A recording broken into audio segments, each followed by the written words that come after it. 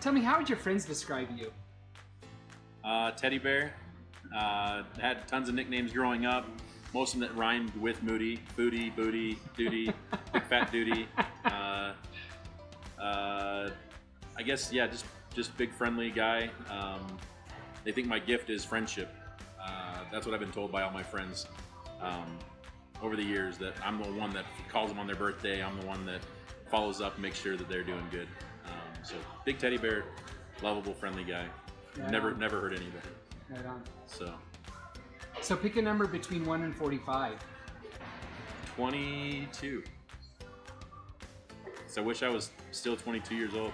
A lot of decisions made at that age in life. But that's for your question, I'm sure. Who from your personal life inspires you and why? So my dad was a huge influence in my life. He was a great guy that did so much good for so many people, and he didn't do as much good for me individually because he wasn't home very much. He was gone a lot.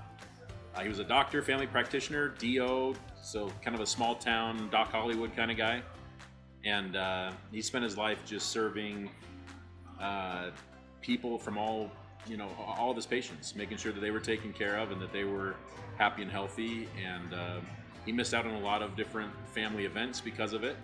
And he passed away a few years ago, so he's not going to be sad to hear this. But we had a conversation about a week before he died, and he asked me why I didn't become a doctor, and he was a little disappointed in me. And so I had to give him an answer that was really hard to give him. And I said, because I saw you as a doctor, and you were never around to raise your family, and I had a very strong desire to be around for my family, to be there for my sons, be there for my daughters. I have 2 sons, 2 daughters, and to be at their soccer games, to be at their dance recitals, and to be at their stupid elementary school dance festivals, and to be at the art night, and to do all that stuff, and to be at all those events. And my perception as being a doctor was that I wouldn't be able to do that. So I kind of called him out on it and said, why were you never there for anything?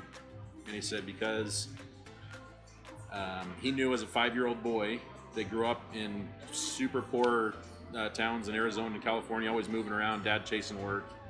His dad was a plasterer. He said, when I was 5 years old, I knew that my calling in life was to help others feel healthy and be well, and to help people cope with illness and death and sickness.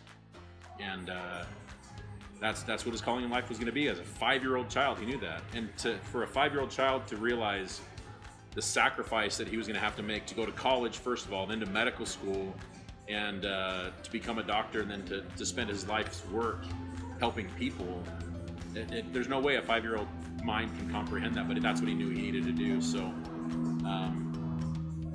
it was a sweet moment to have, and to have that conversation, that closure. And then just by sheer accident or fate, if you will, he died in a plane crash just a week later. That I never knew. I never knew the answer. I was 38 years old, and I never knew why he was never at any of my stuff. I was a team captain of the football team. I was all-state in football. I went to Australia and played football. I played at the University of Utah. Never came to any of my stuff. Never came to 2 football games in my whole career. That's just because he was busy taking care of people.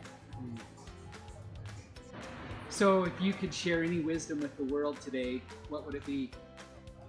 Well, that's an easy one for me, because I tell my kids this all the time, is that if you look back on your life, you're never going to think, man, I wish I was meaner to that guy. You'll never ever think that. So if you can treat them with that kindness now, you'll never be disappointed in yourself later. Sometimes the popular kids are the ones that are nice to other popular kids and mean to the other kids, the ones that aren't as popular. And I want to debunk that and say that's not the popular kid. The popular kid is the kid with the most friends, and the kid with the most friends is the one that's nice to everybody. And I think my kids are growing up that way, where they're always looking to lend a hand to the maybe a little downtrodden or the not as well-liked kids. They're friends to them. They're friends to the well-liked kids. They're friends to everybody. And I try to live my life that way as well. not to pick and choose. Okay, that guy, not that guy, not that guy. Just be kind to everybody. I think is my nugget of wisdom that I would share. Thanks, brother.